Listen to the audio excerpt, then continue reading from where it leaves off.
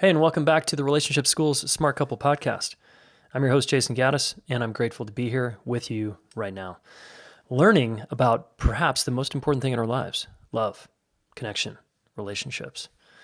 And this podcast in particular is about long-term relationships. Although we talk about family, coworkers, friendships sometimes, we primarily talk about long-term relationships. So you're in the right place if you are wanting that info. I also believe that the teachings here and the wisdom we're offering is pretty deep and pretty wide. If you want even a view on life, you might subtly start to hear how you can experience life in a much bigger way. So listen closely for that. You might hear that here. Okay, we've had some great guests lately, and we've got another great guest today. Before I get into that, I just want to remind you, join our Smart Couple Facebook group. Okay, thousands of people in there. There's some great conversations. We have relationship coaches in there serving it up to you, trying to help you out, and it's all free. So just go to your Facebook browser there and just type in Smart Couple Group, Monogamy Smart Couple Group, and you'll find us. Answer those 3 questions, and we'll likely accept you, and you're in. Okay, just have a profile pic, please. Don't be one of those people that no profile pic. That always kind of weirds people out. Okay, cool. All right. In this episode, I've got a local Boulder therapist by the name of Diane Poole Heller. I've been tracking this lady for years, ever since my friend Will, who's been on the podcast, did a training with her for somatic experiencing. And that's a modality for healing trauma. And Diane is just a force. She's got, 30, 40 years of experience in the trenches with clients. She's a very gifted healer. And she also has a large following online for trainings for therapists. She also just finished a book with Sounds True that you can get on Amazon. That's an audiobook, or on Audible, I guess, about healing sort of your patterns and childhood wounds through relationship. Her and I are all about helping the planet through connection and through relationships. She studied with Peter Levine for a number of years, and now, and also just SE in general, and now really incorporated the relationship work and attachment work into a version of somatic experiencing. So she's, like me, trying to synthesize really good modalities out there into a model of helping someone that is effective and really works. So I love that. And I love that she's brought so courageously the relational work into the trauma work. So of course, they're not separate at all. All right. So Diane is a trauma and attachment model expert, a therapist, an author, a trainer. She's an entrepreneur. And we hung here at my house, and I asked her a bunch of questions, and she went off. So there's some really good responses. There's some excellent examples of a couple that she worked with, a woman she worked with who was with an emotionally unavailable guy, and how she dealt with that. There's an example in here of how to work with disorganized attachment. We dive into the 4 different attachment styles. This is, I think, the first podcast interview where we really dove into that. Now, each of these could be a podcast episode in and of themselves, and it was fun to just get her take on just the pithy version. So we talk about secure attachment, we talk about avoidant, those are the people that pull away and are distant, and then we talk about the ambivalent types that kind of come here, go away, wait, where are you going, and they pursue connection, and then we talk about the disorganized. So really good stuff in here, from trauma to attachment to relationship stuff. This is a good one. So I'm curious where your attention will go, and please enjoy. All right, welcome to the show, Diane Poole Heller. Hey, Jayson. Great to be here. Yeah, thanks for coming and hanging out with me.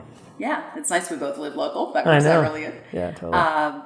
So I've been diving into attachment orientations for quite a while now, and I really think it helps in relationships to understand a little bit about how somebody's relationship template is formed, and usually formed pretty early. Mm-hmm. And one of my main things I like about it, at least how I take it in for myself, is that a lot of what I've taken personally in relationships in the past and currently really has very little to do with my partner. has a lot to do with my past, what triggers me, how I interpret what I'm seeing, So having a little bit of an idea what your Play-Doh cookie cutter orientation is can help you peel off and separate, like, what's happening? Is that am I having a moment from the past that's intruding on the present? Yeah, it's getting mixed up with my partner's past that might also be intruding on the present. Yeah. So I kind of feel that the attachment model is a really great metaphor, but more than a metaphor, like a structure to look at that sort of obligatory projection that we all do. Kind of dumping our past into our present and then also into our future. So I really find it extremely useful. And it's not about the labels. It's not about putting people in boxes. It's just sort of like having a compassionate understanding where somebody's coming from and sort of understanding what's probably somewhat predictably going to trigger them, how you might best interact with them that supports them. Yeah. And then hopefully together, if you're trying to work out a committed relationship, you can do that in a way where you're understanding a bigger picture. Yeah. And I just find that really, really helpful. Totally. I find it fascinating. A lot less blaming, a lot less shaming, a lot less I'm wrong, I'm damaged, or you're wrong, you're damaged, and all that stuff that we can get tangled up in. Oh, yeah. It's a way to cut through. Cool. So I want to get into more of the details of that, and I want to back up a little bit and just get a little sense of who you are and how you got into this work. Like, how did you become a therapist? What was that journey? Were you a little girl that was like, always knew that you wanted to help people, or like, how did you... Well, it's interesting because I was talking about this earlier today on a different webinar. According to David Wallen and Giovanni Leotti's research, actually, if you're a therapist, your career sort of chooses you, they say. And they say that you can try this on anybody out there that's a therapist. I find it true for me. That very often therapists in the making happen very early, and usually one or both parents has some unresolved trauma. And I mean, that's not hard to find. Human journey has unresolved trauma like everywhere, so I don't find that surprising. But because it's unresolved, it tends to, in the parent-child dynamic, recapitulate itself and sort of plant some seeds of trauma in the kids. And some of the kids, especially those that end up being therapists, very often are struggling with that, getting sensitive to that, maybe even trying to parent the parent. They as just a want to help. result of that, they're trying to help. They love their parent. They're trying to help that. They get very attuned very early, and then it's sort of a natural path into being a therapist. So I actually find that fits for me. And when I'm doing live workshops and I kind of present this possibility to the crowd, generally it's about 95% that agree. So it's an interesting idea. Like, did my career find me? Did I find my career? I didn't start out as a therapist. I started out in graphic design and then business and then just kind of didn't realize I was going to end up being a therapist, but that's definitely been the calling of my heart once I found it. Where did you grow up? Grew up in Pennsylvania, middle of nowhere, Pennsylvania. Little League World Series. Nice. Town of Little League World Series, Williamsport, Pennsylvania. Oh, sweet. Okay. Yeah. And how long now have you been a therapist? Since 1987. Okay. So that's a chunk of time. Yeah. And you now, the little I know about you is you were an SE person for a while, trainer.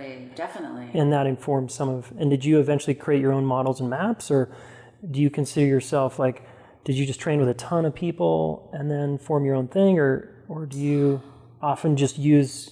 Well, like probably many people listening, I'm one of these people that just loves to learn. So if I'm not in a training, I'm doing a training. And if I'm not doing a training, I'm in a training. And I'm reading books. And I'm sort of insatiable about the human journey. And it's a wide view that I take of that. Everything from spiritual work that I've been doing for over 40 years and therapy work I've been doing, I guess it's close to 40 if I do the math. So it's a very strong interest. And I had the interest as a kid, too. I was... just kind of watching people. I'm just curious about what, even my mother, I remember watching my mother, and my mom was kind of a colorful character. And sometimes I'd be watching her and I'd be thinking, okay, she's making that suffering up. I mean, she's bumping her own, she's stubbing her own toe here. And then other times I was saying, okay, that's real. And I'm like thinking, what kid thinks like that? I don't know, maybe a lot of kids. But I was looking through that lens, like trying to understand, I guess, weird way of saying it, man's inhumanity to man. I was watching a lot of women's prison movies, and I was really hooked on the Holocaust as a kid. I mean, nobody else in my family was. That's why it's weird. So I was always just trying to grapple with that sort of, I guess, darker or more trauma-based stuff in a way that my family was sort of like, what's wrong with you? Why are you always watching these really dark things? You know? But it's been a lifelong interest, so for whatever reason, that's happened. And I have spent a lot of time learning and appreciating and teaching somatic experiencing. I'm really close to Peter Levine. We just did a course together online on trauma and memory, and he's brilliant. And I'm indebted to him forever. I think his work, he's alleviated a lot of unnecessary suffering on the planet, as have many people with their ray of genius. But I was sort of drawn to him, and probably because of my own trauma history, and sort of decoding his brilliance. Some people know what they know so deeply, sometimes it's a little hard to communicate to somebody else who's starting. So I was sort of that intermediate person that was kind of trying to grok what he was doing, to use a weird word, and then make handouts and manuals. And I sort of created a training program at the very beginning when we're talking back in 1990, 95, somewhere in there. And then that's since been upgraded, of course. But, just trying to organize that in a way that could be more teachable. And now I think it's very teachable. It's really, really great. So I taught that, I don't know, somewhere around 20 some years. Okay. All over the world. We got lots of opportunities to be in a zillion different places with a lot of different cultures. And you really get to learn a culture when you're in the heart of their trauma history as a country or as a person. So that was really valuable. One thing I felt, though, as I was doing it, I always taught the trauma work very relationally. And that wasn't always in alignment exactly, because it was very nervous system physiologically based, which is great. And I think I find that really, really useful. But when I add the relational piece, I feel like it's a marriage made in heaven. Totally. I don't know how, I can't even imagine doing either one without the other.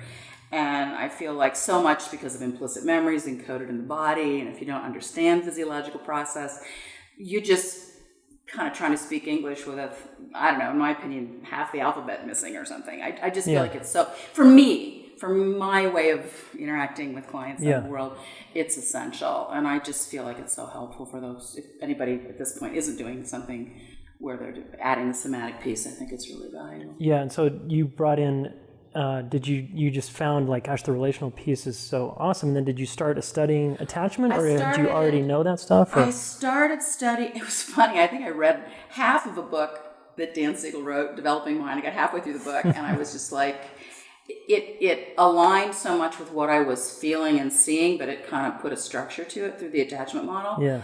And I thought, this is what I'm really about, really is so important, because trauma is very isolating. I think it was Lifton who said it, there's these short definitions, overwhelming helplessness, or, how to describe trauma, but one of them is broken connection. And I feel like you lose connection to yourself through dissociation, fragmentation, you lose connection to the ground, you lose connection to the planet, you lose connection to any God, source, religion thing you might be hanging out with, you lose connection to your loved ones, you lose connection all the way around. So broken connection, I'm like, okay, how do we move from broken connection back into really authentic, intimate, permeable, present connection, embodiment, being with another person? There's so many levels to that. And then somehow that very deep interest for me and the attachment model kind of came together, and I thought, okay, this is great. But I feel like I dove deep into attachment, but it's more than just the attachment work, because I feel like we're trying to grow those wounded younger parts of ourselves up, and then how do we become mature, functioning, skillful folks? In other words, not to use it as a regressive perspective. That's part of it. To understand what happened to us early on, but then how do we translate that into something that takes us to a much bigger version of ourselves? Yeah, absolutely. So I find it really, really helpful. Yeah. So when you work with people, let's say an individual, and they're really challenged in their relationship, what's the first place you go, and what do you start doing with that person? Gosh, that just depends so much on what they present, but there's no formula for me. But one of the things that I think is a gem in Peter's work is, before you get too big into major emotional distress, somebody might actually even be presenting. Yeah. You first of all, you want to see if there's any injury or any trauma laced in the middle of whatever they're struggling with. And where I feel like partly understanding how memory works, understanding how the body works, the more you can help excavate what Peter would call procedural memory, everybody would call procedural memory that understands memory. You're trying to find active responses to like boundary making or inviting, for attachment would be like inviting someone to you. Could you have that capacity, or is it inhibited from early attachment patterning? Or does trauma overwhelm your boundaries to where you can't speak up for yourself, say no, or push back or anything like that? So you're really looking for physiological body movements that are active versus passive, because it's really easy to go into freeze and really easy to go into this sort of disempowered collapse, especially, and I think it happens in relationship when you've kind of had the same fight over and over again and you just feel like hopeless and you can't go anywhere. So I find if it fits, and it often does, if there's a piece where you can do some work where you're getting some of these natural, empowering, self-protective responses, or I find it empowering too to free up the gestures of wanting connection, gestures of connection. Peter would focus more on the defensive orienting, and when I bring in the attachment, then I'm adding the come here, come hither, and the way you invite approach, or the way you approach somebody else to give them a hug or something like that. That can be really hard for people. It sounds so simple, but it can be very, very, very hard for people. So, and then looking, I think from an attachment point of view, looking for where the windows are open. This is true for trauma too. I had a really lovely couple, and definitely loved each other and all that. But having a really big, hard time. She was really sitting in the camp of a lot of historical trauma. She had a very strong avoidant pattern, which just means she was more comfortable alone, and she hadn't had somebody there for her when she was young, a lot of neglect and rejection. And so approaching or being in contact, even for short periods of time, was big for her. Right? And of course, this happens a lot. She married a lovely man who was more in the ambivalent camp, who was very effusive, loved her to death, and just wanted to pour this tsunami of love on her. Let's talk and connect. And I love you, I love you, I love you. And his eye contact's like this, because he wants, he wants her, which is great, except that he kept missing the fact that the more he was doing, I love you, reaching for her with his eyes and his hands and his words, that she was getting more and more terrified and more frozen, and he just thought he wasn't doing it enough.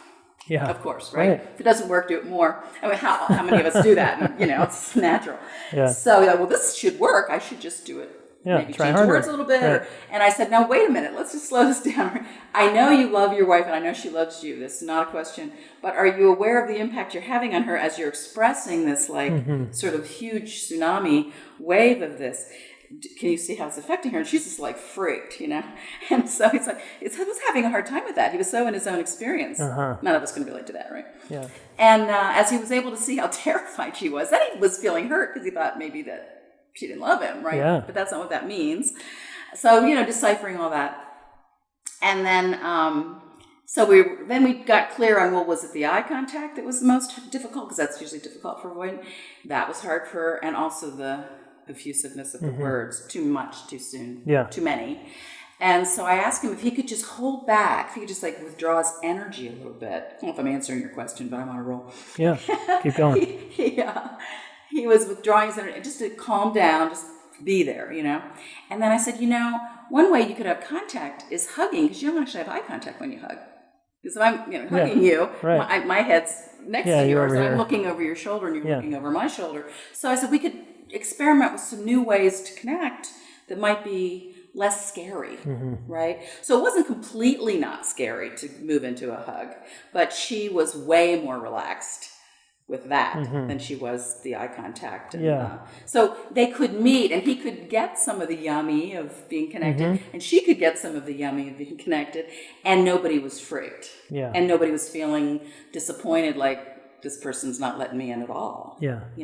So I think this finding where you can start, Stan Tatkin is great at that. I know you've had him on your program. He's great at finding where's the window open and finding that place to meet and then building from there. Yeah. Because eventually you want to expand that. Totally. Right. You want to have more capacity. But you don't want to be forcing eye contact on an avoidant when they're still freaked out about eye contact. Yeah. There's a lot that has to happen slowly, gradually, baby steps to let eye contact. It's a kind of a two-step process. And on YouTube, I have my kind eyes exercise. Anybody can look at it. But there's first, like, if I look at you, recognizing that you have kindness in your eyes, or maybe if you were my partner, it might even be you're special to me, or if I'm your child, I love you, or, whatever. But then I'm actually seeing that there's kindness, because if my whole infant, toddler, childhood history was with a parent that was angry, hateful, rejecting a lot, or just zero there, like just gone, nobody's there. And that's what my eyes are used to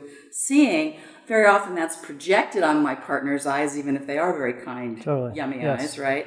And it takes a while to peel those layers off, and you need to let people look away because they regulate by looking away, and then touching back in, and then just checking what they're seeing. And you can do that with them in a therapy session, but partners can do that with each other too, like couples counseling. So there's just different ways when you understand the physiology and you understand the relational template that people are coming from. And it got really nicely organized by Mary Main and the other people in the research for calling it, the words I tend to use are similar, if not the same: avoidant, ambivalent, and disorganized, and secure, of course, when things are working. And then secure is lovely because then you can sort of have a goal of, well, what does health look like? What are some of the behaviors? What are some of the hallmarks of what secure attachment is? It's a lot more than, having a roof over your head and 3 meals a day. And, that's what my mother always said to me. It's so classic. You have a roof over your head. What are you complaining about? Exactly.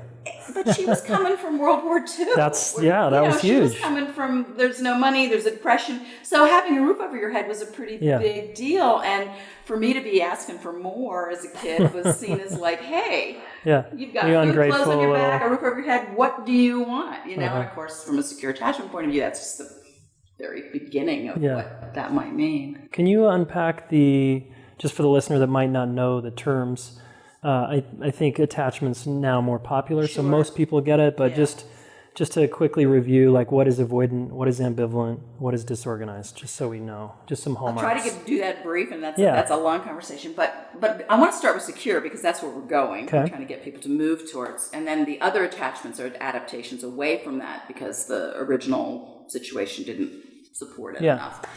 Secure basically is you have an easy flow between being together and going off and being on my own. There's no stress on me coming into contact. There's no stress in me separating into my own activity. People are present with each other. There's protection, right? We're protecting the relationship. I protect you, you protect me, and we protect the relationship or the family. Playfulness is big on really moving things towards secure. I know I have a whole list of things, but those are some. Safe touch, emotional attunement. Attunement, if you wanted to use just one word as a synonym, I would use attunement. You get what the other, you hang in there at least to understand what the other person's thinking or feeling, the state of mind or the state of the person. There's easy to regulate. There's ability to self-regulate and self-soothe and co-regulate in the relationship, like the hug, and or energetically even. There's easy communication, sort of easy repair. Like things are going to go wrong. The idea is not to be perfect. Things are going to go wrong, but you are attuned enough or present enough that you get that you're off. So then you clean it up as fast as you can manage it. Sometimes takes a while. You try to. It doesn't matter who does it. Somebody jumps in and tries to clean that up and repair it. That really boosts secure attachment. And usually they resolve conflict pretty well and easily, and they're sort of unflappable, highly resilient. Okay, so that's secure. The ideal scenario. I feel like if you grew up with that, you hit the jackpot. Good for you. High five. This is great. And then you can make it sort of a ripple effect for the rest of humanity that didn't have that. And they say half the population is secure. I find that fascinating. I find that fascinating too. Are you sure? I know. I'm always like, really? When you look around, I'm like, oh, come on. Well, and then as a therapist, though, of course, we have we're working with the people who folks that are struggling. But I do find that I always go, really? But I hope so. Yeah, that'd be awesome. I would love it if it was 70%. That was really, really true. And then avoidant. Usually it sets up because there's been too much being left alone. And, with the economy the way it is, and most parents sometimes having to have two careers, which back in the 50s, usually it was one person working, usually the father. But now it's just an economic necessity for most people that both people work. So there's less, parental contact. But there's it's more than that. It's this sense of neglect, the parents not able to be present. And remember, this is not even in a way your parents' fault, because so much of this is intergenerationally transmitted. I just want to say that because a lot listening are parents, and we do the best we can. I think that's really, really true. And you don't have to be perfect. From Edtronics research, you only have to have 20 to 30% attunement for secure attachment to lands. Yeah. And then if you practice repair, it's, repair is a big one. Yeah, so huge. You just insert repair with anything else. But insecure attachment will happen when, so there's neglect, being left alone too much. You don't really get a chance for your nervous system or your body or your emotional back and forth to happen with another person that you're, consistently in contact with. So you don't learn that. Yeah. People tend to get much more left brain, which the gift of that is they get really good at focusing on work. They're usually super smart. They focus on work. They don't get distracted by relationship dynamics as much. Yeah. They're on it for work, and our culture loves workers. So our culture, in a way, almost supports rewards this high productivity thing. So that fits into our culture in a certain kind of way. And being independent, not having needs and all that can get a little bit American in the absolutely. I don't really need anything, and that's strong. Wow, look at you. Pull myself up by my own bootstraps. There's a lot of messages in our culture, and I know we're probably talking to beyond our culture, that in a way sort of are avoidant, supportive. Totally. When you start to listen for it, we have the Declaration of Independence. I always joke we need the Declaration of Dependence, and then the Declaration of Interdependence, because that's where we really want to go. So you need the capacity for dependence, and the truth is we are dependent, especially as little ones, of course. And so avoidance gets stuck with not acknowledging their own needs, not often being very receptive to their partner's needs. Because even the normal needs, they tend to be a bit dismissive of. You don't have to have all these qualities of any of these styles, but you might have some of them. And then they tend to dissociate. They tend to trance out to in parallel activity, which is just doing something alone, like being on video games, computer, TV, porn, just where activities that don't involve other people so much. Yeah. Or if they do, they can have friendships, and they can be very nice people. It's not like that. And I have an issue with some of the people that write about attachment, because they sometimes say avoidants don't want relationship. I don't agree with that at all. Yeah. I feel like everybody has secure attachment, biologically wired in. Absolutely. And we're just trying to uncover all the wounds that got dumped on top of it so that can dominate over the insecure attachment again. So avoidants have a little bit tougher time because the way they had to adapt to either not present or neglectful or rejecting parents. There's more to it than parenting too. This could happen from a medical procedure.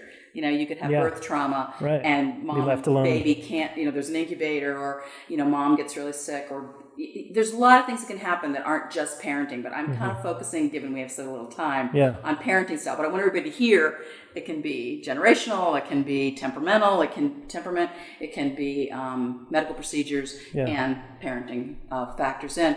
But when somebody's tried to adapt and survive through avoidant, they've gone a direction where they're putting their brakes on the attachment system. They're basically shutting it down. That takes a lot of energy. They don't even realize they're expending. But that makes it harder to reach them or something? Yeah, a little bit harder. And the vulnerability that comes up, which is what we want to happen, when that original longing for connection comes up in therapy or in marriage or partnership or relationship, so important that it's met kindly, because it's almost like you're doing a redo. Yeah. Like that, when that first came up, it got met with failure so many times in a really kind of negative way, that for somebody to open, which we get really good at in therapy to help that happen in a safe way. But when it does open, it's just heartwarming and heart hurting, really, how vulnerable it is. And then if we're doing couples therapy, we want to make sure that the partner, for the therapist too, that we meet that with a lot of compassion and a lot of patience and little baby steps and smaller doses. Ambivalence can do bigger jumps, but avoidant, it's a tougher, because you're lifting that brake and then all this pain, and they have denied the pain. They've been numbed out. Totally. They've been disconnected from it. So it's almost a surprise to them that it's even there. Yeah. So tricky dynamic. Yeah. And then ambivalent, I'm trying to know how to do this briefly. You're doing great. I love it. It's a good snapshot here. Okay. Ambivalent has a different situation. Just again, to kind of do it quickly. They often had parents that have times with them that are really loving and really great, but the problem is mostly that it's inconsistent and unpredictable. So we might be like getting into this very relaxed, if we were in a relationship or something, or you were my dad and I was your kid or whatever, that I'm sort of kind of leaning into that love or care, and then for whatever reason that doesn't come from something I did, usually there's this getting the rug pulled out. And that happens enough that it creates anxiety instead of relaxation eventually. Yeah. Like it's like almost like, if I let this love in, the next thing is going to be like the other boot falls, or the next thing's going to be hurtful, or the next thing's going to be abandonment, or next thing's going to be really hurtful or disappointing. So if that happens a little, they tend to hang out in sadness and disappointment. If it happens a lot, they tend to hang out in anger, and you're projecting a lot of negativity on whoever the person is they're attaching to. And it results in a lot of kind of chronic negative complaining. And the complaining can be hard. There's a couple things that are hard if you're a partner in this. It's because the complaining connects to a signal cry. The only way we can communicate when we're little is through signal cry. But for the ambivalent, their way they created the pattern, or the pattern got instilled in them, was as long as I keep talking or complaining or crying, I have a better chance to get attention from my attachment figure, right? My mothering presence, whether that's mom, dad, grandma, siblings, nanny, whoever it is. And then it's not a conscious process, and this is something you have to micro-track with them so they own their own pattern. This is true with all the attachment styles. You micro-track and they start to see, this actually is my pattern, it's not my partner. That's gold. They start to see that they will actually reject what they're going for. So like I'm saying, I want you to be with me more. I want you to be more loving. I want you to, rub my back. I want you to buy me flour, whatever it is. And then their partner starts to do all that stuff, and they start distancing. And their partner's going, wait a minute. Right. I'm confused here. And even the person that's distancing is confused. Yeah. Because they don't understand that if their signal cry goes off and they actually feel, wow, Jayson's really there for me, or I really get it, and this intimacy is happening, and oh boy, this is really great.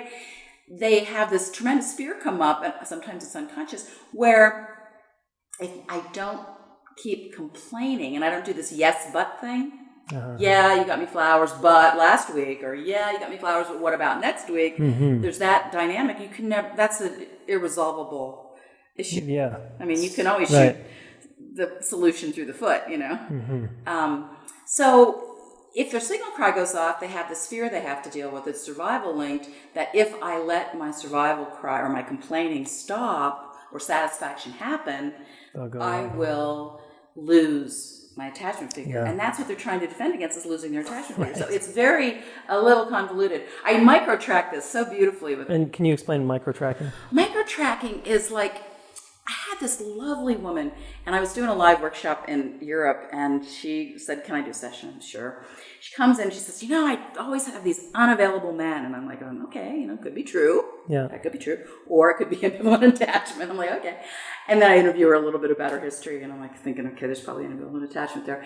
And so she goes, yeah, they usually last 2 years, and they're just jerks, and they're never available, and, I'm always abandoned, and, and I don't let that go on for very long, because it's just story, and it's often not even accurate, which people need to understand, that a lot of what people report is often not actually what's happening. More to the story. Yes. So you want to get the lay of the land, but then go right into body tracking.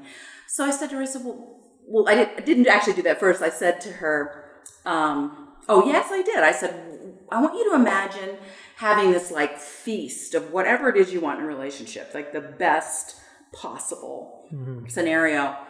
And she goes, okay, I would want this, I want that, this. I said, okay, so I just want you to imagine having it.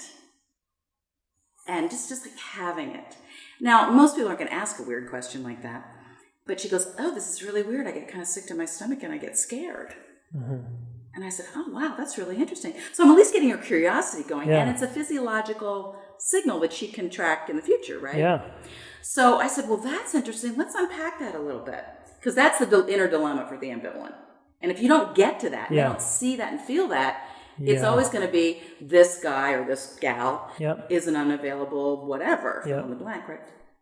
So I had her do that, and I said, so let's see if we just change that a minute. And I said, I just want you to take like one molecule of that, or 1% of that, or 1 quark of that, something really small. Yeah. And she goes, oh, I can do that.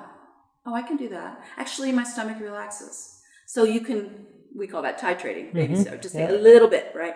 So that's a key for everybody. Don't overwhelm people with too much of what they want, because they won't know what to do. They won't be able to digest it. They won't be able to digest it. It's like food. Yeah. So then I said, now let's look at this guy that you're in a relationship with right now. I said, I want you to see if, oh yeah, he's always traveling, he's never around. I said, is there any, you've been with him for 2 years. I know that's your marker for leaving, and she was getting ready to leave. I said, is there anything in those 2 years he's done that's been something you've appreciated or has been good? 2 years, I think there'd be something. Something. Yeah. And she's like, no, immediately no. Yeah. That's what you also get. Like you get about 3 or 4 very black and white. no's, and you don't want to stop. That's a big message. I said, okay, no. And I said, well, hang on. I really, really want you to take a minute to notice if there's any caring behaviors that he's done in the last 2 years, no matter how small, at all. Yeah. She's like getting pissed at me a little bit, And she goes, oh, okay. And she says, she's annoyed now. She's like, well, when he's out of town, he calls me every night and checks in and wants to know how my day went. I said, wow. Oh, that's kind of nice. Yeah. She's softening a little bit, and she goes, yeah, that is kind of nice. And she's kind of like, her shoulders are dropping a little bit, watching. And I said, well, that's really nice. That's really great. I said, so I'm just wondering, I'm going to speed this up a little. Is there anything else? And she said, because once you get it switched, then the memory starts associating with the good stuff. Okay. And they hold a position of associating with the negative stuff. Yeah. So now she's got this guy that calls her every night, which is really sweet. And she says, well, when he comes back, he goes to all these different countries. When he comes back, he always kind of brings me something special. And it's always something I like, which is unusual because he must really know me to know the right kind of jewelry, the right scarf, the right book, the right whatever. I said, wow, that's pretty cool. And I'm just letting her hang in that for a while. And she's looking shocked. What I want people to hear is this is so new for her. It's like moving to another planet. Yeah. Because she's been so focused on the negative. What's missing. You're helping her see and take in that there's actually positive connection there. Yeah. Okay. Yeah. And a lot of that is not anything she's been doing intentionally. That comes from her original relationship template of all this on again, off again parenting, and she's scared, anticipating the next thing will be bad, so pre-preparing for it, having the fight before anything even goes wrong. Yeah, so I'm not even going to enjoy what's happening that's positive right now because I'm looking around the corner to see the next thing is he's going to leave. Right. He's going to stay gone or whatever. Right. The next business trip in this case. And so then I said, okay, let's just keep going. Is there anything? I don't know. Is there anything else? It's not sounding too bad so far. Just kind of chuckling, we're joking. And she said, well, he's home usually 1 or 2 weeks of the month. And when he's been gone a lot, he always makes sure he takes me for this really special trip 1 or 2 days out. And I'm like, oh my God. I'm like, he sounds you got it pretty good. This is the right guy she's leaving, Yeah. And so she goes, gosh, he's actually pretty wonderful. And I said, yeah, it seems like there's, it could have been true that she had a rejecting partner. Sure. But that's you had to investigate. And you have to keep going through those no's, because I went through a lot of no's and yes buts before I got to noticing caring behaviors. It's very against the current for some people. Yeah. Right? But as soon as she turned around, and then we worked on expanding her capacity to receive all of this. So I said, okay, before we could get 1% in, you've just named 3 pretty major things, the calls every night, the gifts, the going on special trips and whatever. Yeah. I said, let's just see if you can take, whatever's okay for you. You want to go for 2%? So we do 2%, and that's really easy. She's beaming, she's smiling like you are. She's smiling, and then I said, well, you tell me what's okay now. And she goes, oh, I think I can do 5. I'm like, okay. And she goes to 5, and she goes to 10, because it's getting easier. Yeah. But you have to start where it's manageable. And are you saying, so this is like in a way, it's like an SE approach to helping a person assimilate in their body, receiving almost the nourishment of connection that's already there. Yeah. And so now they can actually use that as a reference point in their relationship moving forward. Is that right? Right. I would say it's kind of a hybrid of SE attachment, Okay. because SE is not Because quite it's so a relational focus, but it does matter. I mean, who cares? It's all in the same soup. But we're building a tolerance for pleasure. Mm-hmm. Remember, the brain has a negative bias, right? Yeah. Building a tolerance and experience for pleasure. And when she left, she said, oh my God, my boyfriend's going to be so glad I had this session. I'm like, yeah, I'm sure he is. Because he's gone from being the bad guy to like the celebrated, prince. Yeah. And she's staying in the relationship. I mean, this is one session thing. I mean, not that it all happens in one session, but it gives you, I think, I'm using this example because in this session, it was sort of a snapshot, quicker. And she'd been through the workshop with me, so she had 4 days of training that had gone before we did the session, so she had been processing those 4 days till we did this session, which your clients don't always have when they first come in. So. Yeah. No, that's a great example because it's a really common dynamic, right? Very common. One partner is kind of unavailable, the other person's complaining, the other person's feeling kind of like intruded upon. Yeah. Yeah, and this is all attachment based. Well, and the thing is, as a therapist or as a partner or as a human being walking around on the planet, I mean, I just think this is human journey material. Yeah. I mean, I think relationships are much more complicated than work. Yeah. And much more fulfilling. Well, I mean, work's fulfilling. I love my work. But relationship dynamics, that's... Dan Siegel said that. He said, as the final frontier or a current frontier for humanity is understanding connection. Yeah. We've kind of learned a lot about sensation and emotion and cognition and even spiritual practices of awareness and mindfulness and, meditation. And there's so much we've learned, but how to really, really connect to ourselves and to another person in a meaningful and intimate and a growing and maturing way, which I know is what your work's all about. Yeah. That's kind of a frontier, and I have to say, I agree. I'm so with you. The most interesting thing for me. Yeah, and it's going on. I'm very interested in spiritual states and dimensions and all. I'm very interested in that too. But I see human relationship as like a mini unity challenge for a much, for all levels of Well, I mean, imagine if we could all do this better. Oh my God. The world would take on a whole new color of like what's possible here. Oh, yeah. Right? There was an article, and it's dated now, so none of it's relevant anymore. It's probably 15 years ago. I think it was, I don't know, New York or New York Times. I can't remember. But they did an analysis of all the world leaders and their attachment histories. Oh, nice. From the way they behave. Yeah. And what would, if they could move towards, secure attachment, I mean, think about it right now.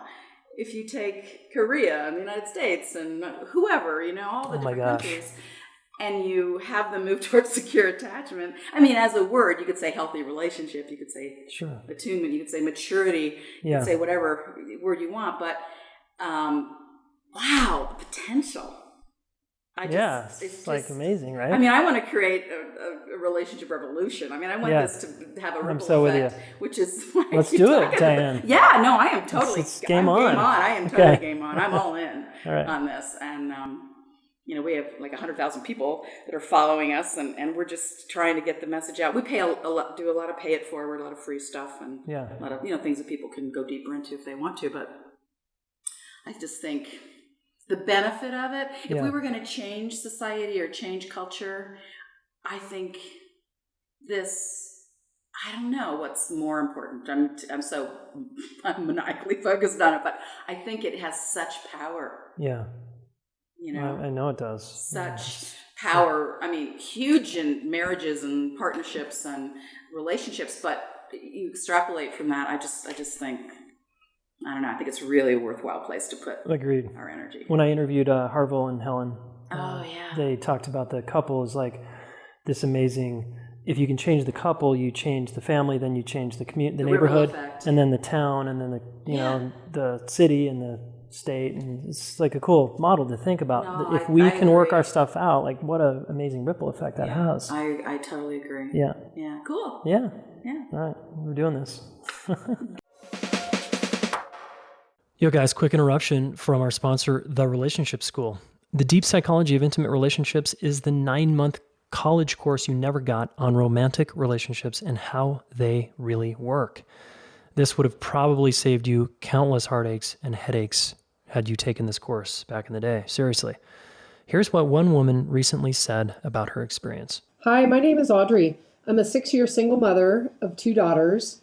I came to the relationship school to disrupt what I perceived to be generational communication and relationship habits that no longer served our family. Through this course, I have experienced huge breakthroughs. I've gained tangible tools and grown in my development. I'm so thankful for the opportunity Jayson has provided by starting the relationship school, and proud of myself for making the commitment and doing the work. I'd encourage you to do it too. Yes, Audrey had a very big transformational experience in the school, and you can too if you commit and fully go for it. Go to relationshipschool.net/DPIR to apply. All right, we have folks that can talk to you, answer all your questions, and we'd love to see you in there with us on this transformational ride. Get this part of your life dialed, folks. Your health and wellness depends on it long term. relationshipschool.net/DPIR. Back to Diane Poole Heller. We missed disorganized. You just mentioned that because that's I know it's a much smaller subset of people, and it can be a traumatic organization or whatever. Can you just give us a little I'm going to give you a window? brief one on that. First of all, it's a combination of the insecure models. You can have disorganized avoidant or disorganized ambivalent or disorganized both, oscillating back and forth. But the key piece to disorganized is that one or both parents or circumstances were too scary too much of the time. Mm-hmm. So that, of course, could cover physical, emotional, sexual abuse, or just yelling, or somebody could have been addicted where there was a lot of chaos. Mm-hmm. It can be fear or too much chaos, too much disorganization, which is why it's called disorganization. Can it be too much neglect? Or does that not happen well, that so would much? be, if there's fear of a parent and neglect, that would be disorganized avoidant. If it's primarily neglect, I mean, you have to kind of, these gray areas, it might be called avoidant, right? But it's mostly a pretty chaotic environment they grew up in. Too much of the time, chaos, instability, but fear is the predominant one, or anger. The attachment system can't connect to high arousal, to like fear, anger, rage. Probably addiction, because you're kind of in another, somewhere manic else, or weird energy. Yeah. So that kind of falls back on the person, and then just depending on the other dynamics, it'll adapt whichever way it adapts. Mm-hmm. But the thing that's a little different than if you're a straight insecure avoidant or straight insecure ambivalent is disorganized has so much jumble and entanglement of the threat response and our survival instincts mixed in the attachment instinct, which is also survival. That it has no clear pattern. Yeah. So even as a therapist, there's like nothing to land. Yeah. There's no clear pattern to follow. Like you can somewhat predict if you understand somebody's largely sitting in avoidant, or in certain circumstances they're avoidant, in other circumstances they're ambivalent. You can sort of predict and then have interventions specific, which is what I'm really spending a lot of time designing, the specific corrective experiences for each of the attachment sort of linchpin issues, which is another whole conversation. But you have to understand the level of fear and threat that's involved in disorganized. And so if you imagine, if we go back to the studies like Mary Main did, a kid is they have the parent leave and the kid comes back in. The kid will maybe initially run towards this. I'm going to make you the scary parent just for a moment. I know you're not in real life, but there you go. The kid will run towards the maybe scary parent, and then it stop and maybe just fall over, or stop and start running around in circles, which is showing the disorganization of their attachment system. Or they'll go up to the parent and hit them. I've filmed. You can see that on YouTube if you look up the strange situations studies, which is a natural defense, because fight or flight comes out of fear, Yeah. right? So kid will like maybe smack, which, can only imagine how that's going to end That's up. not going to go well. If the parent doesn't understand it. Or they'll run away. And so you can actually watch the disorganization of the attachment system. And in therapy, what I do that I found really effective as a beginning point anyway, is I go, okay, these two instincts are at cross purposes. I want to get close to you, but you scare the whatever out of me. So I gotta defend, and usually that's running away if you're a little kid, right? Because hitting generally gets squashed out of you pretty soon. Yeah. But we have to uncross those. So in therapy, I try to have somebody locate all their safe allies or their protectors or their people they're close to that they can relax with in some area, some location. You have to locate it somewhere in the session. Couples can do this with each other. Yeah. And then they let themselves relax. And if it's a live training, I have them just pick people. I mean, they may not even know these people, but they pick people that feel safe to them, and they have them in their direct line of vision, and they're in a little camp, somewhere. And it could be me if I'm alone. Or it could be pillows representing people, all that stuff. But so I have a safe place for the attachment system to land, and then I take the scary behavior on. So first I have the allies, the protectors, like an anchor, whoever it is, grandma, resource, whoever it is. Yep. They have that, and they can go there because we're going to go back and forth. Yeah. But I try to have that first. It doesn't always happen that it's first. It depends how activated they are. And then I go, okay. And then I separate the behavior from the parent because they love their parent, right? So if they had it, let's just say a dad that yelled a lot, I'll say, okay, I know your dad was loving in these other ways, and maybe they've told me about it. I don't want them to get into an argument with me. Yeah, but he was really nice most of the time. Yeah. So I go, okay, great. Your dad was this wonderful guy, except when he was drinking, he would go into this behavior, or except when money got tight, he'd end up, being a rageaholic or whatever. And I go, okay, so we know the yelling was the issue. So let's just leave dad, the part you love, just fine, great. Here he is. Yeah. Perfect. I don't really use that. And now let's put the yelling behavior as far as you need it to be, because I'm trying to distance threat, because usually we feel threat like right here, keeps the arousal high. Yep. So let's just put it wherever your body wants it to be. And some people want it really close so they can watch the person. Other people want it on the edge of the ever-expanding universe and never want to see them again. Yeah. Right? So, but it's their body's making that choice. Yeah. So they get distance the threats, first step. Well, first step would be creating the allies place, right? Second step, if you're going to give steps, would be distance the threat. Then I do this thing because I understand the physiology, reverse the freeze response. Because usually people get frozen. If you're trying to connect and get away from the same person, it's the same as like trying to drive your car forward and backward at the same time. You're just going to grind the gears, and you're just going to go like this. You're not going anywhere. And it creates a freeze response, which then feels like collapse, which then feels really disempowering and helpless and powerless and, all that. And we don't want to be in immobility response as long, because it really, hurts you. It hurts you over time. Relationally, but you can't function at work. You don't function.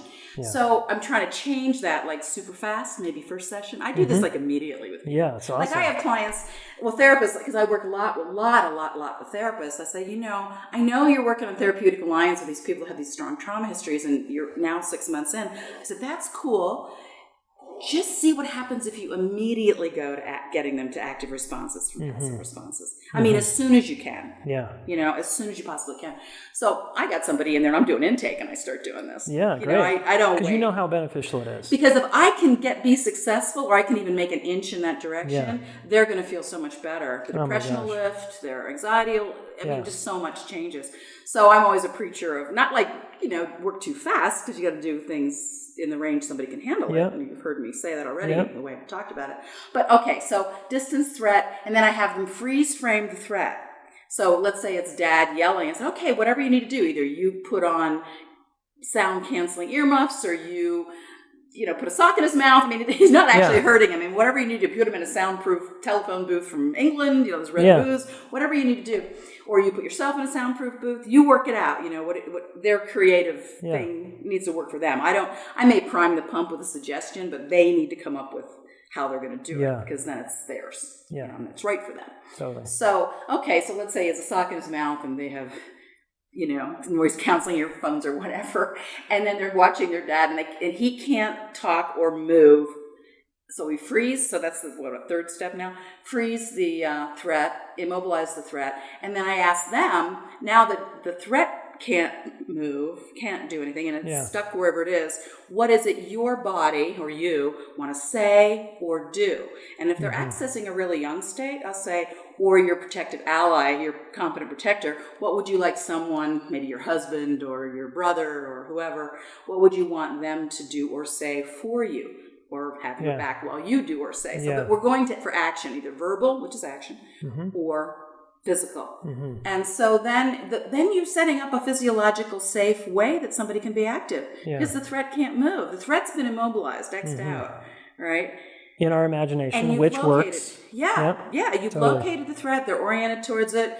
You've got the location of the safety, and then you can bring that in if that gets too much. You bring that in, they get more support, because you want them to have as much support as possible when they're facing their big enemy, because they're going back to probably a little kid memory of being tiny and the father's big. Giant. But what'll happen all of a sudden is you'll see them getting bigger, and they'll say, it's weird, it's like he's shrinking and I'm growing. All these different things start to happen. Not every time, but you start to see this shifting in how they're perceiving their history. This is one point that I differ with Stan Tatkin. He's one of my heroes. I have many, many heroes. But we differ on this point. He says his whole thing, and I love what he does. I'm a big aficionado. He's all about your attachment wounds, stay your attachment wounds, and we need to get secure functioning going. Absolutely great strategy. I go for heal attachment wounds like this, and go for secure attachment skills. Yeah, because you've seen the power of when you work on healing those attachment wounds, and you've seen it work in your experience, I'm guessing. Yeah, and I spent 30, 40, whatever the numbers are. I have great confidence in that. And it works just the way Stan does it, with or without it. It works either way. But I feel like this is, you're kind of getting to the roots, and it's a little easier for it, maybe. He's healing it in the moment in the relationship, which is also extremely powerful. Totally. So I think he prefers to work with the couple, and I often do individual work. I'm not a specialist in couples work. Like, he is amazing. And you, I'm sure, are too, but there's so many good couples people. But my training's largely been individual trauma, and I've been moving into relationship. But I have this piece, and I find it's also a good piece. Like super valuable. Like, we're just trying to make a big bunch of gems together. Right? So that's just a little bit of a distinction. So is the repair, it's almost like a reparative experience this person's having. I call them corrective experiences, but So dad's in the box or whatever, he's frozen in time. I get to express or take some kind of action. I get to say no, or I get to see my uncle take him to anger management school, or I get to maybe even be aggressive, in this safe place in the session. And then eventually I need to learn healthy aggression. And I've had people at the end of completing their defensive responses, whether they involve fight or flight, or just talking things out. At the end of that, I've had people say, well, now my dad can sit next to me on the couch. Now we can be Now he can be in the same room. We can be in the same room. And not always. Or maybe at the end of it is, okay, I never have to deal with that person because he's already passed. Or there's a lot of different ways that can happen.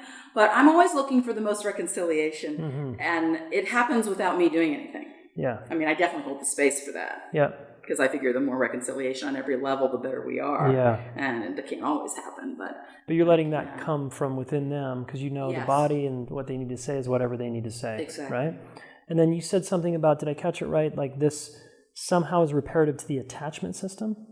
Did I hear that? Well, I feel like the attachment system kind of comes back into balance. I don't know. I don't research for this, but my strong feeling about it is that the attachment system starts to take in more nourishment, more safety, more protection, more empowerment from standing up, having boundary, or fighting back. Relationship becomes less threatening. Relationship becomes less dangerous. From a disorganized point of view, very often relationships is seen as and felt as dangerous. And the interesting thing is, I've seen this happen so many times, people will be like courting and they're doing fine. They're close, they're doing their yummy stuff, and then about a year to year and a half in, all of a sudden this inexplicable terror comes up for one of them. And they're like, I know you're fine, but I am so afraid of you.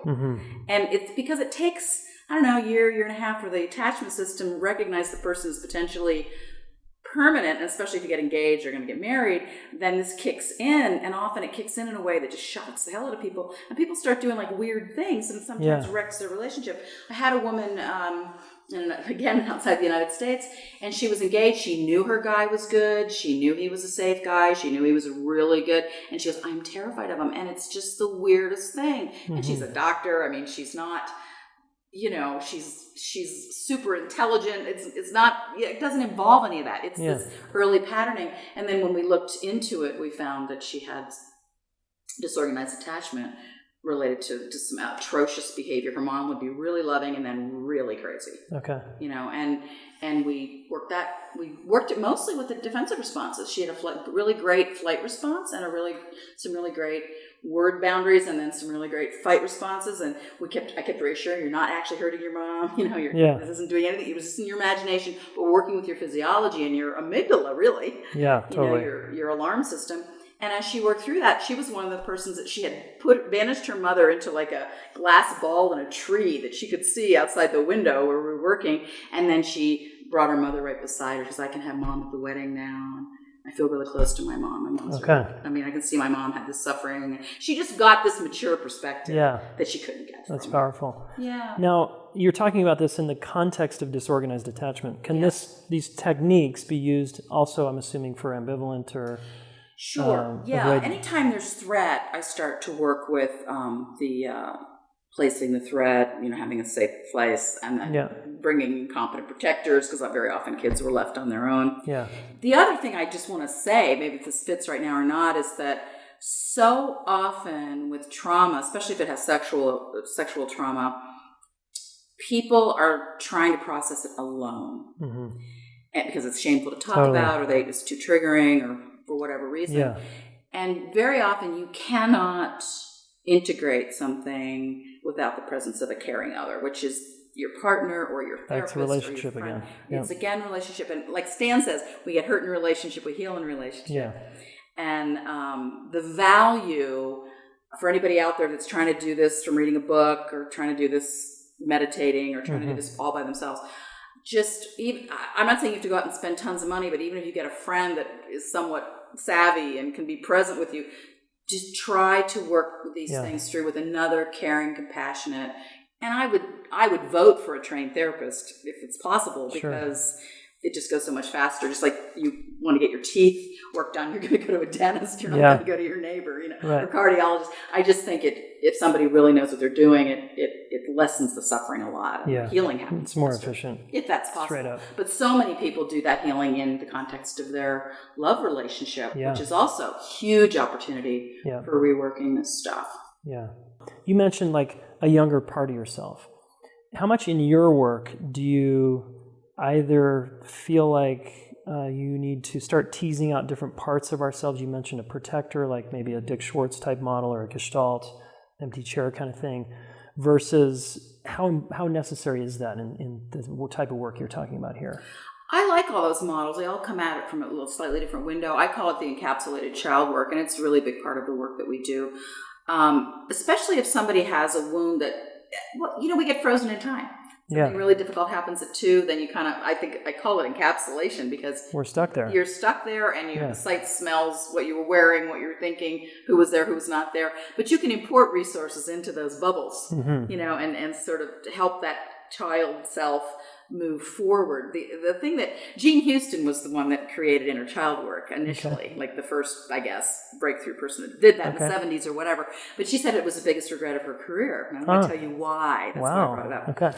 And I thought when she said it was the biggest, regret, I was like, what? Because so much has come out of that. And she said, well, because so many people misused it.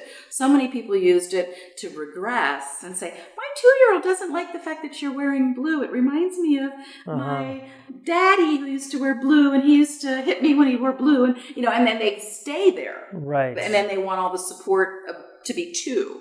Yeah. Which, treat me like a 2-year-old. Support, but you move forward in time to mature. You're supposed to grow up. You're supposed to grow up. Yeah. And so much at a certain time in history, it was used a lot, misused, according to Jean, to fuel regression. People had all this reason then to be in their 2 or their 5. And that was a disservice. Validate me and my 5-year-old. And that wasn't, it's not useful to the person. Yeah. But it's also not useful to function in the world as a mature, contributing adult. So, but used appropriately, it can be a real fast track to growing people up. Yeah. And I also work with that quickly. Yeah. I mean, what I getting do, that. people are always saying, like, can you look back to your 2-year-old self? And they interview the 2-year-old. I very quickly, because it doesn't always work, but I do it because I try to, I don't have much time with people, Yeah. So I try to get the biggest bang for my buck as I can, or their buck as I can. And so I'll say, well, can your 2-year-old see 3? And usually sometimes no. Isn't that interesting? Because you're 67 or whatever, you know? And they're like, And then I keep resourcing the 2-year-old, and I keep working with the dynamics of whatever happened at 2, bringing in needs that weren't met, and trying to get to the procedural memory. So I really want to give a shout out to that too, trying to get to the moving, defensive, or attachment gestures and looks and words, so that becomes freed up because it gets really inhibited when there's wounds. And anyway, then we're trying to move that state through time. But I start really soon just to see, because sometimes I ask a 2-year-old if they can see 3, and they say, yeah. So what's 3 like? I'm already out of it. Yeah. Then I have all the resources of 3 I can bring back to 2. And then it's not so hard to start saying, well, here's your 50-year-old self. Do you have any sense of the man you've become? Yeah. Like, wow, look at, oh my God, you've got 2 kids yourself that don't even know, you don't even know these Jayson's kids, Right. So there's all, like giving a tour of the current life. And then I can start to have the adult self partner with the younger self, like take it out for ice cream. I mean, I do all these creative things, just to start to get that integration to happen a little faster. Yeah. I feel like I'm trying to find, really what I'm kind of dedicated to is finding, I'm not in a hurry. I'm not in a hurry because I'm just in a hurry. Like I'm in a hurry because I want to alleviate the suffering as fast as I can. Yeah. Well, so I'm trying to find more efficient ways to do a lot of things we've been doing a long time, but kind of seeing if for some people they can immediately go into the active responses when they've had really serious trauma, or can they go soon into moving through time instead of like spending several sessions on interviewing the 2-year-old. I might start linking them to older states. Yeah. If they can go with me. If they can't go with me, I just go the other direction. I go where they are. You can't. Sure. It's not pushing. Yeah. It's sort of, and like you're not hitting the fast forward button. It out. Like, is this possible? Yeah. And you're planting a seed then. Yeah. Like, oh, you mean there's more than 2? Because when you're in the 2 bubble, you don't know there's more than 2. I could be 48 and I'm completely 2. And because that's the encapsulation of that consciousness or that perception, I mean, it's amazing that we have that capacity. It's actually called autonoesis. That humans have the capacity cognitively to time travel. So that means, and know ourselves in a different time. Noesis is knowing ourselves, auto, right? Yeah. Knowing ourselves in a different time. And that, I mean, think about that. That's a really weird. It's kind of cool. Yeah. And it can really hurt us. It keeps us trapped in our worst moments, because most of what gets encapsulated and repeated over and over again are really painful things. Yeah. They get acted out because they couldn't be spoken or couldn't be integrated. Right. But if we use that for good, like I import you as a resource back to this 2-year-old, right? You can use it when you understand it. And so that's why I think the education part's so good for all of us humans, right? Yeah. Is the more we understand about how our body works, and I have the whole thing on neurobiology, neuroscience, how the brain works, how attachment works, how trauma works. I mean, and we look at all these different gems out there, because I'm a synthesizer. Yeah. I love everybody's gems. I'm an equal lover of gems. I love Stan's gems and Dan Siegel's gems, and I find a gem, I'm like one of those ravens that's looking around for shiny things, which is why I love talking about this stuff in podcasts and webinars, and I learn so much from all the ones I get an opportunity to do. So anyway. Very cool. Yeah. Okay, a couple more questions. I think it was Bessel van der Kolk that said, I asked him. Another hero. Yeah, a legend. I was like, okay, so I want to get your take on this. Why does a person, it seems like, recapitulate in a way, recreate a trauma unconsciously? And I said, is it so because some part of them knows they need to resolve this? That's the Freudian view. And they put themselves right in a dangerous, and he was like, no, absolutely not. So I wanted to get your take. Why do people that have been through traumatic experiences as youngsters or in life seem to find themselves in situations like that in their adult life again? Well, there's one thing is what you haven't metabolized. I mean, think of it as like food or, metabolizing life. What you haven't metabolized is there still active. And what we can't verbalize or integrate in therapy or integrate in a relationship or integrate in ourselves, we tend to act out. And then when we act it out, sometimes we're acting it out by evoking it in the other person. Mm-hmm. So sometimes if I have a certain unfinished business, I might project it on you, but then you identify with the projection, and then I start either seeing you that way or you start acting that way. It's a strong pull. Yeah. Interpersonally, it's a strong pull. And it'll happen in countertransference with therapists too. I mean, you learn a lot from your countertransference. Absolutely. By what's actually going on with the client, right? And also what's going on with you, because you're a human being too. There is no perfect therapist. It's not like the healthy person treating the sick person. We're both in the same soup, really. Yeah. And just by chance, one's in the therapy chair and one's in the client chair, as far as I'm concerned. So I think this keeps happening. There was one author, and I cannot remember where I read this. I read too many books.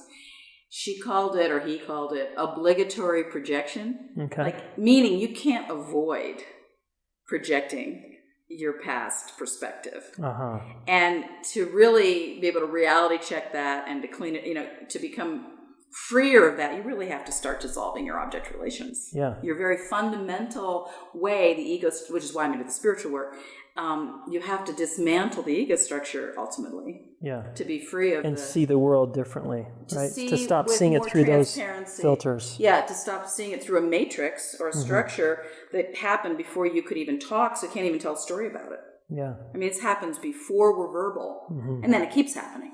Yeah. Right, it keeps building. It's like there's a scaffolding that keeps getting more and more complex. But it also, as we mature, dissolves. We can also get freer from it, which is another whole discussion, which I'm really into.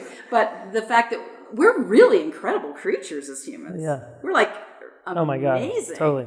We'll do a 3-hour interview sometime. I think that's a good idea. But that we bring a lot to the table, no matter who we're having a relationship with, or a friendship with, or work relationship with, and then to disengage from the tricks of your memory and the state of your nervous system and your prior trauma history and how there's so many things that get involved until you start to clear out some of these things, and then people are so shocked. Like this woman at the end of this session about the unavailable boyfriend. Mm-hmm. She was in shock in a good way. Yeah, like she got it that she had not even remotely been seeing him accurately. Yeah, and I hung in there and I didn't know. I mean, it could have turned out. I asked those questions. Turned out he was a horrible person. I mean, I didn't know, but fortunate for her. It worked out that she just kept unpacking this wonderful gift that she already had. Yeah. Yeah. And we need to do that for ourselves too. Yeah. It's a very interesting assignment to be a human being. Absolutely. We're really mysterious and interesting. And I think this part, there's so many things that are interesting, but the couple I've chosen to focus on are kind of spirituality, therapy, trauma, and attachment relationship. It's beautiful. I like blending there. Yeah, it's fun. Yeah. It's really fun. Yeah, I like learning about it your way and sharing the fascination with human beings with you. Yeah. Sweet. Yeah. So, as you know, I'm on a mission to help, like you, just like relationship revolution. Like, let's go, people. Come on, we can change the way the world is if we learn how to connect differently and work our differences out. And so I founded the Relationship School, and one of our missions is to reach 1 million teens and young adults to give them education that we didn't get in school in a formal way on how do we do this stuff. I wish it was in school. Right? And so it's happening. We're in a pilot school now, and we're going to be in 2 schools in Denver in the fall. Oh, fantastic. Yeah, so we're starting to test the waters here, get feedback and everything. And I always like to ask my guests, okay, if I could speak to 1,000 teens or young adults, and I could teach them whatever I wanted about relationships, but I could only teach them one thing. What would you whisper in my ear to tell them? Not to take things so personally. Because so often what's coming at you is not personal. Yeah, that's really true. That's a big one for me. Nice and simple too. Yeah. It goes a long way. Personally. Because it's being fed into your coming at you from so many different, influences. Do you have a history, trauma histories? Yeah. Do you have a favorite hack or tip on that? Like, how does one, other than thinking, okay, I can't Even take when this I'm driving, personally? you know how so many people get so pissed off when somebody cuts them off. Absolutely. I work on this. Yeah. My immediate, because I've had people hit me in cars, like most people have.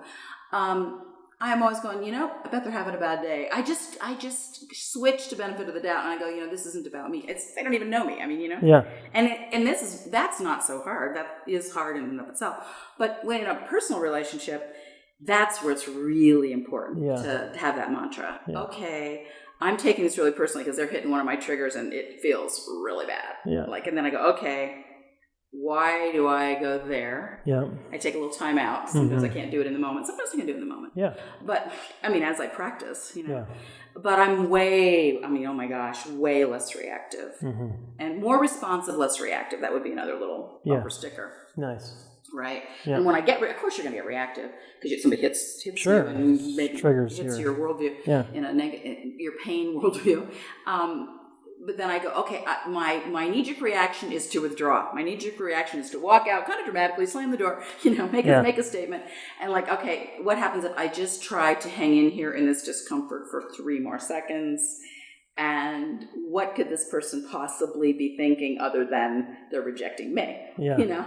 And maybe they're not articulating it particularly well, Right. But can I hang in? And then I try to increase those seconds. Yeah. And really underneath it is don't take it personally. Yeah. That has been a great mantra for me. Yeah. You're taking that really personally. That could mean anything. And do you ever have this? Sometimes I'll read an email and I'll get a tone, and I'm making it up because it's an email. Yeah. And I'm thinking, oh, they're kind of annoyed with me. That was an abrupt Absolutely. email. And then I read it the next day, and it's really friendly. I just had this morning. I'm like, man, your it's state, so right? much about my state. I was really rushed yesterday. I read this email because somebody I really care about, and I was like, oh, they're annoyed with me. And I thought, I don't want to answer. And I'm glad I didn't answer because I would have answered from that state. And I thought, just chill. Wait till you're breathe. Wait till you're Wait through a day. some things. Sleep. Yep. And right. I like to get back to people as soon as I can, but I'm like, yeah, you better sleep on this one. Yeah. I read it this morning and I was like, that's really a sweet email. What was I thinking? Again, but it boils down to don't take it personally in a way. Yeah, cool. That's great. Yeah. All right, where can people find you, Diane? And I know you've got some awesome resources. You train therapists, you have online trainings. What's the scoop? Well, I just released a book from Sounds True that's for the public, but of course good for therapists. It's called Healing Your Attachment Wounds. And then we have a written book coming out, but that's not out for a while. I wanted to give everybody listening or anybody who wants it a chance to read Navigating the Labyrinth of Love. It's an article I did that kind of gives you fills out the attachment styles more than we have time for today. And if anybody's interested, all you have to do is text your email address, whatever email you want this article to come to 720-636-8850. So we'll put that in the show notes. Yeah, just put that in. And then if you get any emails from me and you don't want, just unsubscribe. I mean, I don't want to bother anybody, but just send out a lot of free stuff if it's something that you find yourself interested in. And then we have live trainings happening for therapists, coaches, anybody who's working with relationship people, their own relationship that are happening. We have our Creating Healthy Adult Relationships is happening in Boulder at the Best Western, and it's July 20th, 21st, and 22nd, 3 days intensive. And then we have Dare 4. Dare stands for Dynamic Attachment Repatterning Experience. That's the name of my training. Sarah Swift told me about that. Okay, cool. And then Dare 4 I'm teaching, it's on all on disorganized attachment, all on threat interfacing with the attachment system, and working with victim-perpetrator dynamics, sadistic stuff. I mean, it's the darker one that we do, but really trying to help people that have really tough histories come back into connection. Nice. And that's challenging. And I just want to, I don't want to sound in this interview that I've been flippant or making it sound easy, because I meet people in dark places a lot, and I know how even one step can be really, really hard. Yeah. So, I was giving a little bit of quick fixy stuff today, and I don't want to leave people with, it should just be one session or anything. There's, sure, it's complicated. Really strong wounded places sometimes, and we really have ways to meet there and go in a direction, hopefully, that brings them into a better place. So. Yeah, cool. And then, we do the online trainings. If anybody decides to get the article, you'll have access to information about that. This summer, we're just starting next week on enlivening intimacy, sensuality, and sexuality. And also it has a piece on sexual abuse. Peter Levine's involved in it, Ellen Bader, Stan Tatkin, lots of your buddies. Yeah. And I forget who the fourth person is right now, but we're doing a lot on, because with sexual abuse, especially trying to move back into physical touch sometimes can be really challenging. Scary. So we're looking at that. Cool. And then we have a couple summit coming up in September. So we've got a lot of things happening, and that's free. People can watch anything we do for free for 12 hours. And we have some really great people again. Pat Love, Stan Tatkin, Ellen Bader, Bonnie Mark Goldstein, Allison Armstrong, forgetting somebody. Oh, Terry Real. Yeah. Some really great people. Awesome. I love these guys. Totally. Everybody, I'm just so happy that anybody's even listening and they're interested, because even if we're just listening, I think we're kind of tilting things in the healing direction. And I'm just so happy that you're getting this in schools. That is fabulous. So, yeah. Thank you. I'm very, very happy to hear that. Cool. Well, Diane, thanks so much. It's been awesome sitting with you and learning from you. Thanks for sharing all your wisdom with us. Oh, it's been a treat. Thanks. Yep. Okay, Diane Poole Heller, local Boulder badass healer. So, action step, other than to go check out Diane's work, her info, etc. There are some links in the show notes to follow up with her. All right. And how about this one? Don't take things personally. This one's hard for a lot of people. I could do a whole podcast on this one. And I want to suggest that the next time you take something personally in your life with a relationship with anyone, okay, family, friend, coworker, and you're like, hey, and that hurt, and it's like personal, it's like a personal attack. Write it down, what you think, how it's personal. This is personal because, all right? And then, just as a fun experiment, take that and put it on a piece of paper and then crinkle it up and throw it in the garbage. Okay, because that's what it is. It's garbage. It's not personal. Even if they're telling you it is. This is deeply personal. Just toss it in the garbage. Most likely they're projecting all over you. So play with that as an experiment. Have fun with the strong possibility that it's not personal. You guys, a lot of you take the stuff personally and you go really personal with it. You're like, oh, this is gets me to the core, like an affair or something. It's not personal. Okay? Most people are projecting their shit onto other people most of the time. And a great relationship does a good job of starting to weed through that thick forest of all your projections. You're never going to stop projecting, okay? So don't take this the wrong way. Just like you're going to take things personally, but write it down, throw it away, and as of just a fun practice to be like, I'm going to practice not taking things personally as an experiment, okay? Probably it's something you haven't tried. Let's do that, all right? Okay, the Deep Psychology of Intimate Relationships, of course, is enrolling. We're taking applications. You've got to talk with our enrollment coordinators, Warren or Melissa, and it's ideal if you apply for us. And so go to relationshipschool.net/DPIR. Not everybody's a fit. This is a rigorous 9-month training that requires the best in you, and it's going to require you push yourself. And in 9 months, you're going to be a different human being that does relationship differently. Fact, guaranteed, or your money back, right?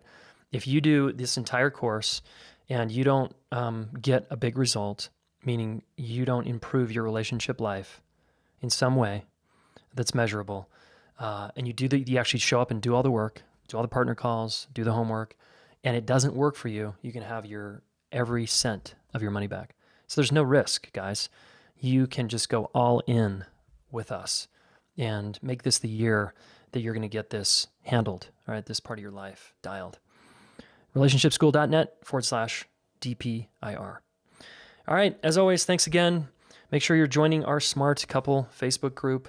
We'll see you in there. Just type in Smart Couple Group in the Facebook search bar, and you'll find us, all right? Thanks, folks. Appreciate it.